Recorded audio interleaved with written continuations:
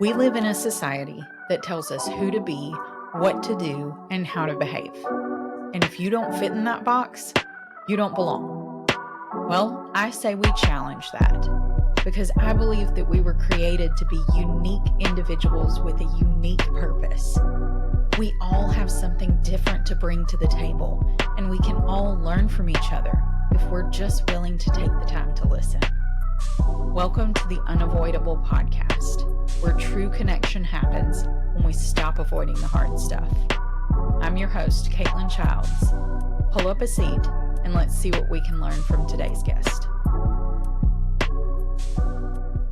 Welcome back, everyone.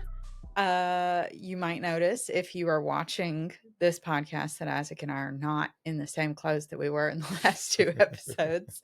And that is because of technical difficulties. We had a whole 5-minute section of that last episode get cut out for some reason. So we are re-recording. And so just bear with us. I don't even remember what we discussed I have no last idea. time because it's been a while since we recorded. And I don't like to plan anything out. I just like to fly by the seat of my pants. So we're just going to wing it and it's going to be fun. So just to recap, the last two episodes we did that did not get messed up, we talked about your strength of endurance. And we talked about how sometimes that strength can turn into a weakness if used incorrectly. So today, what I want to talk about is basically just the idea of how that plays into community. So, for example, are there any friends or people in your community that you have that you would say don't necessarily have that strength of endurance, and you feel like your strength kind of helps complement them in certain ways? Yeah, I think that's, one really good thing when you do have a group of fans you're with, your community is everybody should complement each other. I'm never going to be able to complete someone else is never going to be able to complete me. Yeah. So really, just finding people that, are different than you. Because if you're all alike, chances are you're going to end up clashing over time. Yeah. So if I'm with some people, I may be able to help out someone that doesn't, not as good as endurance.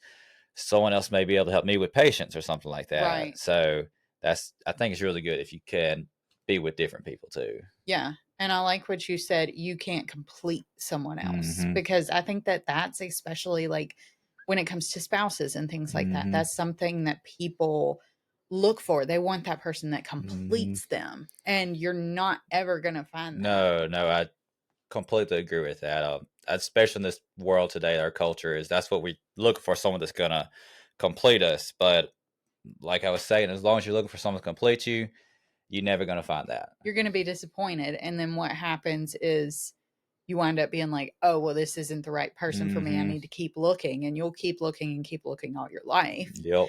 But if you can find someone who's very, very complimentary to you and who does have different strengths that they can pull out of you, then that's really where the sweet spot is. And that's what I've found with Josh too, is we complement each other in different ways like that. Yeah, because didn't you used to love watching movies and stuff? Yeah. So yeah, I did love, I was a couch potato. I'll just be honest. I was quite lazy. And when Josh and I got together, he was so active. The boy cannot sit still ever. And so when we got together, it was like it kind of made me get a little more active, and it kind of chilled him out a little bit, where he didn't feel like he always had to be go, go, go. So it did really, really help us in those ways to strengthen each other so that we were better individuals, if that makes sense. Oh, yeah. So when it comes to community, I think it's important to talk about finding those people who complement you well, like we were talking about, because some people in our generation, I think a lot of people grew up with behaviorism. Certain behaviors are tolerated, certain behaviors are not tolerated. And then trying to find community now is well, how do I find those people that compliment me, even if my behavior is not perfect, even if I'm not able to bring everything to the table? like you were saying with patience, you struggle with patience. And Mm-hmm. so it's like rather than focusing on being perfectly patient and trying to strengthen yourself, how do you seek out those people who can help you in that area to grow your community? Yeah, I see this a lot of time, and like I do a little bit of coaching in youth sports, Yeah. and especially it's mainly our generation how we grew up and everything. They're just pushing their kids to be perfect. I mean, you watch these kids play sports now. Yeah. At 8 years old, they're already superstars, and that's to me that's not good. They think everything's got to be perfect. If they make the smallest mistake, Yeah. I mean, I've seen kids just start throwing temper tantrums out on like a football field or a baseball field because they mess up. Mhm. And I think that's the problem. We're taught to rely on ourselves Yeah. and not on others. And I mean, that's a lot of it's our generation's fault right there. It's Mm. a lot of parents, me myself, were failing teaching these kids that you do need to rely on others, and a lot of it's just getting out there. Like with my running and everything, Mhm. if I go to a race, I can do one or two things. I can run my race, accept my award, and go home, or I can hang Yeah. out with people, get ideas from other people, Yeah. just talk to people. And that's sometimes what you got to do, because there's a lot of times when I'm running, after a race, I don't want to run for a while after. Yeah. I tell anybody it's 5Ks suck. Yeah. They are miserable. I can concur. They do suck. They're absolutely miserable. I tell anybody, if you're going to run a 5K, I'm just letting you know it's not any fun. No. But it is just that community aspect after the race. Yeah. It's amazing. It's unlike anything you'll see anywhere else. Right. And we kind of experienced that when Kellen was playing baseball Mm-hmm. because he was 6 years old at the time. 6 year olds. And we're going out there, and these people are playing tournament ball and Mm-hmm. they've like had private coaching. And I'm just like, they are barely potty trained at this point. Why are we like pushing this so hard, you know? And so he kind of felt a little behind Mm-hmm. because of that and felt like he wasn't keeping up, but I didn't want to push that on him. No. And I one thing that I saw, and you kind of touched on this, is the team aspect, because Mm-hmm. right now we kind of all do this in society. We are focused on being a one man show. Mm-hmm. Like, I need to be good at every single thing. I can't rely on anybody else. I can't trust anybody else. But that's not the way it was designed to be. Like, we're Mm-hmm. designed to be community. Like, even the Bible says it is the body of Christ. There are Mm-hmm. different parts of the body. You're not meant to be the whole body. You're not Mm-hmm. meant to make up every single part. And so if we can focus on, okay, this is my strength. This Mm-hmm. is what I bring to the table. And it's okay if I'm not good at this other thing over here, because I can surround myself with people who Mm-hmm. are. Because Yeah. even in baseball, you're not meant to have one star Mm-hmm. player.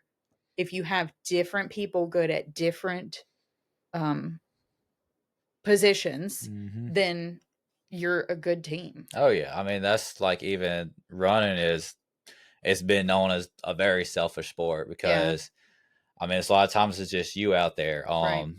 But every marathon I get in, I'm not much of a talker in person, but when I Yeah, get out running, yeah, I I love talking out there, yeah. and that's one They're thing. your Yeah, people. they're my people. So, and that's I always link up with someone at some point in the race, and whereas I've I've got I've always grown up. I've been very self disciplined. I can Yeah. push myself probably sometimes way too far to complete tasks. But I see a lot of times coming in those late stages of the race, Mhm. you'll link up with these people that are just you can just tell they're mentally they're done, and Yeah. like that's my strength, so that's what I can help them. I can kind of talk them through it. Yeah. There's been times where, especially my first marathon, I'd never run one. I had other people come up next to me that had done some before, and they kind of helped me. But hey, just get through this next mile, and Yeah. it gets so much easier. And I think that's really important. But like you were saying, we do live in to me, it's a very selfish world. It's Yeah. all about what can I do? How can I be better than someone else? Um, Even in our jobs now, we have a lot of jobs that it's always performance based. It's Mhm. we're going to compete which salesman can Yep. do the most this month, who can put out uh, make the most money this month. Yep. And I think a lot we need to get away from all that. Yeah. it's really turning us into, it's either be the most successful, or if we're not, we're just a complete failure. And that is why this podcast exists, because we are reframing the way we think about these things. Like, I think it's important to be able to do that. And so, what advice would you give somebody who is maybe in a job that's highly competitive or a sport that's highly competitive, and they want to kind of keep that mindset, like we're talking about, of community? And I don't have to be good at Mm-hmm. everything, but I'm also in this environment. So, what do I do? Yeah, What would your advice be? that's even me. I'm in part of my job is sales, Right. and That was why I asked. but I do have to. You just have to start. I've always say, do your best, go the hardest you can. Yeah. Um, if you turn out to be top salesman in the company, congrats. But you got to rely on other people. Yep. Even the guy that ended up taking my old job, the job I got promoted out of, I'm still going to go out there and help him out, Yeah. because I know when I started back in there, I didn't have any of that. Yeah. And even if it does take away from my position I'm in now, it's just, we have to expand our territory. We have to be willing. It's not always about me. It's not always about you. It's Yeah. we gotta start working together. And you kind of have to venture out of the norm in order to do Mm-hmm. that.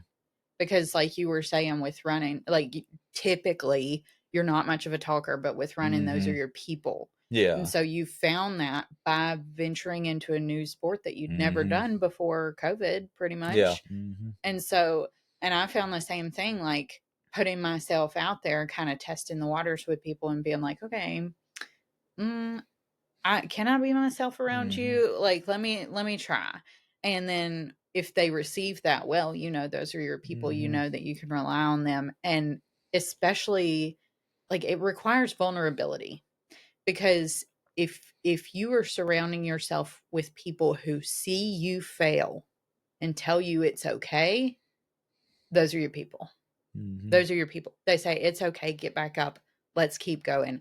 Those are your people that you want to surround yourself with. Mm-hmm. They don't have to be perfect, but you can find those people just about anywhere. Oh yeah. Oh yeah. It's that's a problem. We're so scared that people to see us fail, Yeah. and that's like we were talking about though. That's how we grew up, and Mhm. we just gotta realize failure is a chance for opportunity. Yeah. Um, I tell people it's better to be consistent than it is to be, complacent where you're at. Always be looking to be better 100%. than, like, I'm not saying try to be the best, but always be looking, how can I be better today Yeah. than I was yesterday? Right. And I really think that's the goal. Is it doesn't matter, what I did yesterday, as long as Yeah. today I'm trying to do better than that. Right. And that starts off with allowing correction from other people. Yeah. And I know for sure that's a big pet peeve of mine, is when I see people, like, I see so much potential in people Mm-hmm. and I try to help them get there and they're like, stop trying to change me, Mm-hmm. Yeah. Okay, that's not the point. The point is, like, I don't want to see you stuck. Mm-hmm. And so if there's people around me who are kind of like, don't do that, then I know that those may not be my Mm-hmm. community. Because in the community that I have, we want to see each other change and grow and develop Mm-hmm. into the best versions of ourselves so that we're all better as a whole. Mm-hmm. So I think that that's really important too. And like you said, with failure is opportunity. Mm-hmm. I was listening to a Brene Brown um, talk the other day, and she was talking about how the people who are in the cheap seats of your life don't matter. Mm-hmm. The spectators are not the ones that matter. The ones that matter are the ones who are in the arena with you, the ones who are fighting with you, the ones who Mm-hmm. want to see you succeed. And there's always going to be criticism from the spectators. Mm-hmm. There's always going to be those people who don't care if you win or lose, but they're not the voices that you need to listen Yeah, to. to me, that's what really separates, one of the biggest things separates a professional athlete from someone that's not going to be successful. If there's been tons of, especially football players, they excel in college, one of the greatest in Mhm. the country. They get up to the pros, and what do you have? You have a media on you 24/7, Yeah. and there's been tons of people. I don't know. There used to be a guy, Matt Tauteo. Mhm. Apologize if I didn't say his name right, but I mean, he was a Heisman finalist, and he Yeah. gets to the pros, and he had this whole big scandal go on, and now nobody knows who he is Yeah. because that's really what separates. If you can't separate, the noise Mhm. from your own community, Yeah. then that's going to be a big problem later on. Yeah. That is so important. You got to be able to separate that noise. You Mm-hmm. got to be able to know which voices that you're going to listen to and which ones you're not, and then having the courage to do it anyway. Mm-hmm. Even if you know people are going to criticize it, even if you know that people are going to say it's stupid or yell at you when you fail. Like Mm-hmm. having the courage to just do it anyway is so Mm-hmm. Yeah, important. and that's what I tell people too. I mean, like I was talking about growing up, it Mhm. was always failure is never an option for you. Yeah. In my opinion, failure is always an option. Yeah. I mean, failure is not final. No. I mean, you can fall 1,000 times. Yeah. It's just about getting back up, trying it again. Just keep going. Yep. That's what I tell Kellen all the time too is like he's the type he's very perfectionistic by Mm-hmm. nature. And so I kind of have to try and tone that down because he does want to just get everything right on the first try. And so I've really tried to tell him, buddy, mistakes are good for you Mm-hmm. because they help you learn. Like mistakes are going to get you closer to your goal, not further from it. Mm-hmm. Because if you're trying to wait until everything's perfect before you even start, you'll never reach it. Mm-hmm. That's good. So it's just the mindset, getting around that mindset of I can't because I'm gonna fail and I can't let anybody see me Mm-hmm. fail is so huge. Yeah, So that's like, oh, I'm a big Office fan, if you can't yeah, tell. But one of my favorite quotes, I guess you could call it from the quote from the show, is yeah. Michael Scott. He goes, "You miss 100% of the shots you don't make." And it's Wayne got Gretzky. Wayne Gretzky, Michael Scott, Yeah. and that's so true. Yeah, it is because you have to have the courage to try. Hmm. So how did you overcome maybe that like fear of failure when you were first getting started out running, when you were just dipping your Hmm. toes in the water. Okay, I'm gonna go try a 5K. I'm gonna go Yeah, try that's to like do I was this. saying. Uh, running is seen as a very selfish sport, when Yeah. in reality, it's really not selfish at all. And I mean, I started off, it was all about me. It was, Mhm. you know, I can't go do this because I got to go run. Yeah. Uh, I'm going to try to set this time in a race.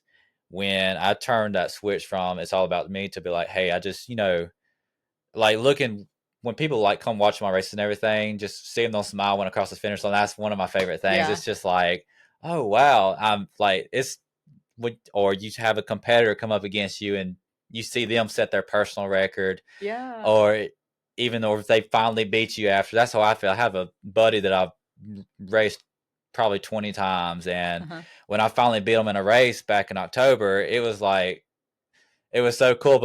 And he didn't come up to me. He didn't put his head down or anything. He came up straight me straight away and be like, "Hey, good job." And Oh. that's what it is. It's even when you do get beat, Yeah. um, just it's not about you. Yeah. Yeah. Just it's making you because that guy, it probably made him better Hmm. because now he's training Yeah. harder, to try and beat you next Yeah, time. and But it that's a lot of it. Like, I mean, that's especially once you get to that higher level of running. It is. I tell people, competition isn't just getting angry at someone else. Mhm. It's more of like, especially if I'm running with somebody, my me being competitive is only to push you to do better. Yeah. That's my goal. I tell people all the time I'm very competitive, Yeah. but I I think that just runs in your yeah. family, honestly, because all y'all, I know, I'm but and like, it's really just trying to get these other people to do better. If yeah, I trash talk you playing ping pong or something, it's because I do want you to do better. yeah, yeah. That's a really good insight, but I do think that is another area where Josh and I are total opposites because my parents tried to get me to play sports, and I literally in basketball, like when the girls would come after me, I'd be like, if you want it that bad, then just take it. I don't care. But Josh would like get so mad if he would lose. And so we did kind of balance each Yeah, other that's out there good. too. That's just another way we complement each other. We have many.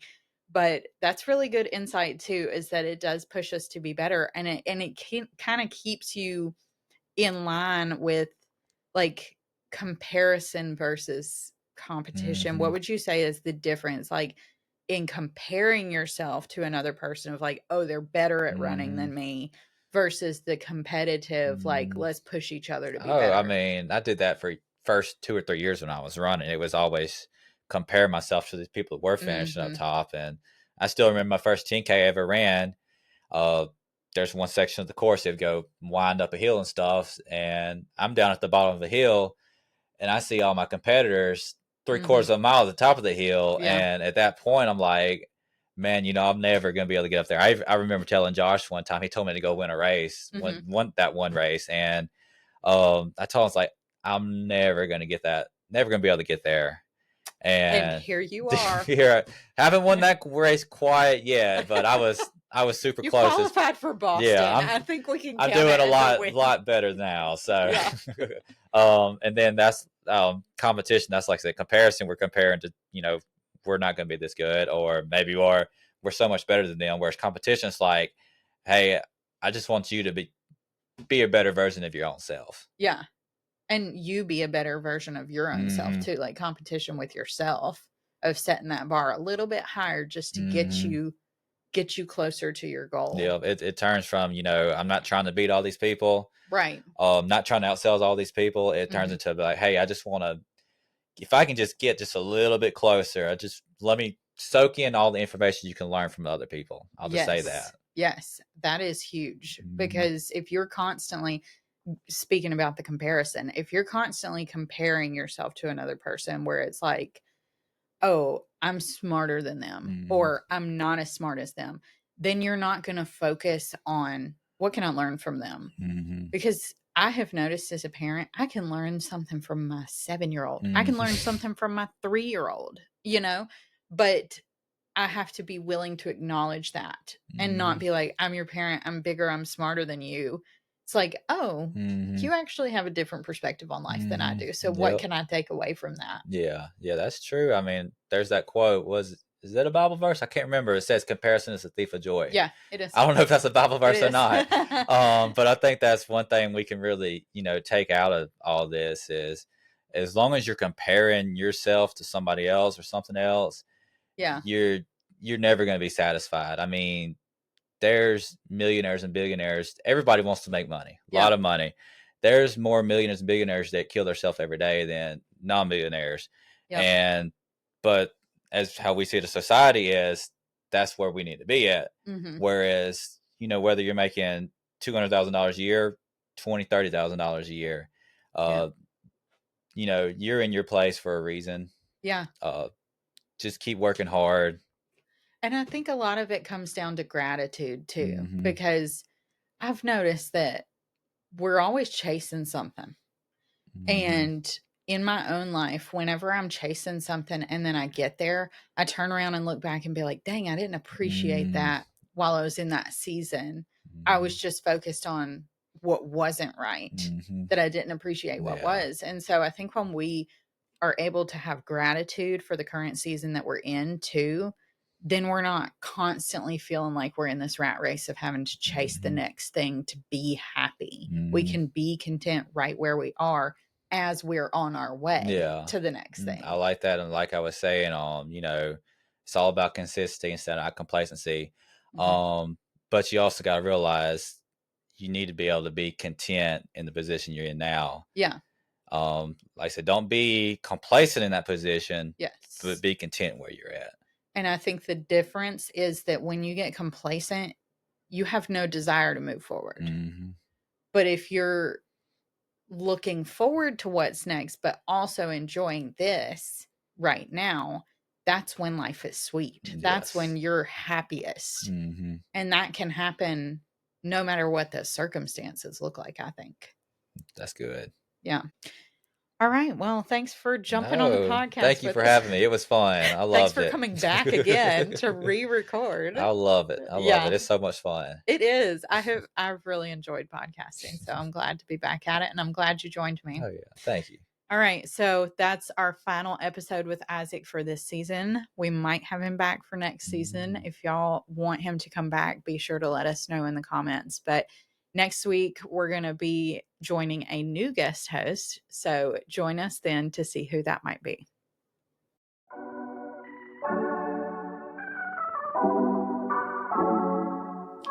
If you enjoyed today's episode and you want to connect further, you can head over to yourfriendcaitlin.com. That's your friend, CAITLIN.com. There you can find all of my social media links, get updated on what's new, and even check out some of my books that can help you learn even further. Check back with us next time. See you then.